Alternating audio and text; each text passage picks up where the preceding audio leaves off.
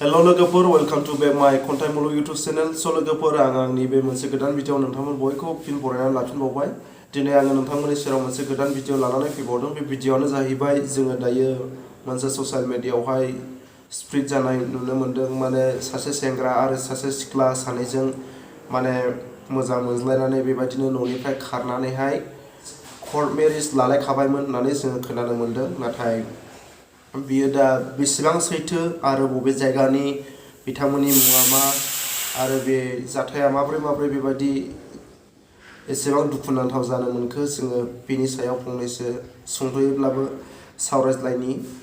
आङो नोंथांमोननिसिम मोनसे फिसा रिकुवेस्ट खावलायनाय नोंथांमोना दिनैसो बा आंनि बे चेनेलाव गोदानै फैदोंब्ला अन्नानै आंनि बे खन्थाइमुलुग YouTube चेनेलखौ साबस्क्राइब खालाम लोगोसे बेफोरबायदि गोदान नटिफिकेसनफोरखौ मोनबाय थानो थाखाय साखाथिनि बेल आइकनखौबो क्लिक खालामनानै ला बियो जाबाय जोंहानि आदा बिसोर सानैनि मोजां मोनज्लायनाया 5 इयार्स जाबाय बिसोर सानैबो न'निफ्राय खारना मोनसे मन्दिराव हाबा जायो आरो कर्ट मेरिज खालामबायमोन हिनजावसालानि न'नि मानसिफोरा हौवासानो हरा बिसा आर्मि हौवा मोनबासो हरगोन मा दुखिया मानसिया जाहोनो हाया नामा एमान मोजां मोनलायना हिनजावसाया गावनो खारनो लिंना दा न'नि मानसिफोरा हिनजावसाखौ बुजायना आरो मायबा मायबि खालामना इदिनो दा गोसोआ सोलायो हिनजावसानिया अब्ला नोंथांमोना खोनानो मोनबायना आङो ससेखौ फरायासै दा बेवहाय नामखौ मेनसन खालामनाय जायाखै नाथाय आङो नामखौ मोनथिनो मोन्दों गुबुननिफ्राय माने हौवानि सेंग्रानि मुङा दैथुन आरो जाय सिख्ला बिनि मुङा निजोरा होननानै आङो मोनथिनो मोन्दों दा बिथांनि लिरनाया बेवहाय गामि जेबो नेम गामि डिस्ट्रिक्ट जेबो मेनसन खालामनाय जायाखै नाथाय आङो गुबुननिफ्राय मिथिनो मोनबाय दा बेखौहाय आङो मोनथिनो मोन्दों मोनसे दैथोफार होननाय गामिनि आरो पस्ट अफिसा टेङाजाहार जिल्लाया बाक्सा जिल्ला आरो पुलिस थानाया गरेस्वर होननानै आङो मोनथिनो मोन्दों दा बेसेबां दुखुनांथाव एसेबां मोजां मोनज्लायबाय मोजां मोनज्लायनानैहाय माने हिन्जावानो खारनो लिंनानै बेबायदि कर्ट मेरिज खालामलायबाय कर्ट मेरिज खालामखांनायनि उनावहाय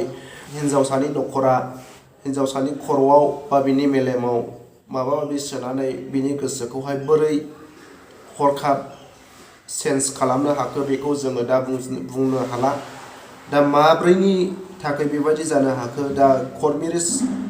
लालायनानैबो दा हौवासायासो उल्थायै हिन्जावनि फाव फान्दायनायावहाय जेल जानो गोनां जानानै फैबाय दा जोङो हौवासाखौहाय जेलाव दङ होननानै खोनानो मोन्दों दा बियो जेलाव थानानै बेसेबां खस्थ' भुगिनाङो बेखौ गावसो मोनथिसिगोन एसेबां गोबाव मोजां मोनज्लायनानै बेबायदि कर्ट मेरिज लालायखानानै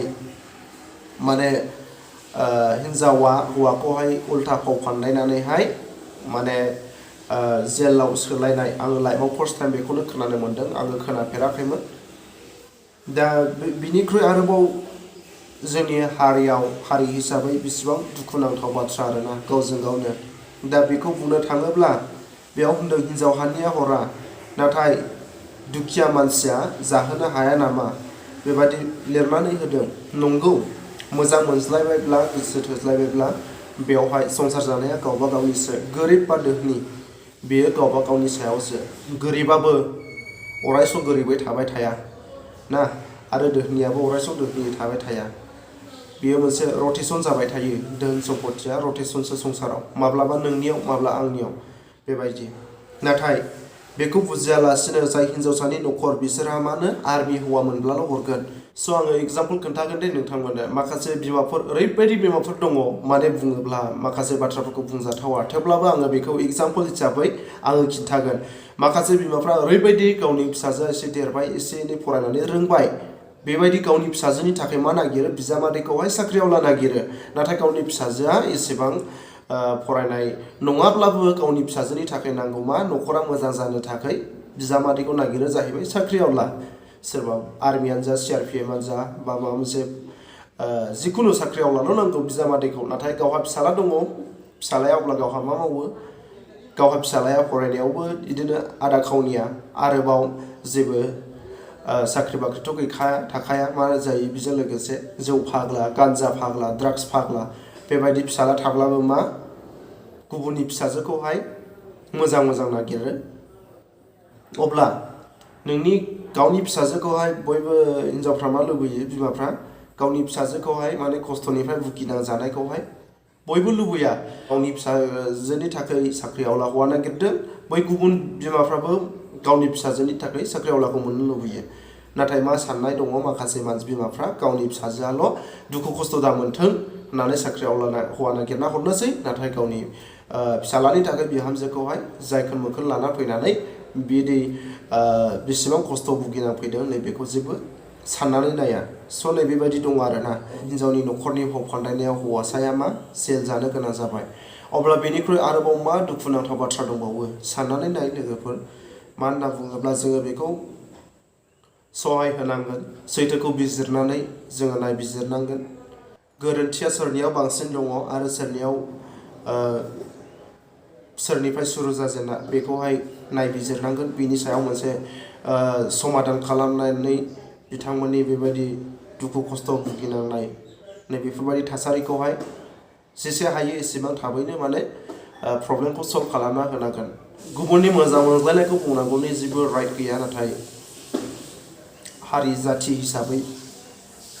जोङो दुखु मोननाय फैयो माने गोबां सिख्लाफ्रानो बुंनो थाङोब्लाबो माखासेया दाहानदाल'सै थाखा फैसानि मा बुंनो आरोना मानो होनबा माखासे मानसिफ्रा थाखा फैसा नुब्लानो सोर हारसा ना बर' बेखौबो सिनायनो रोंला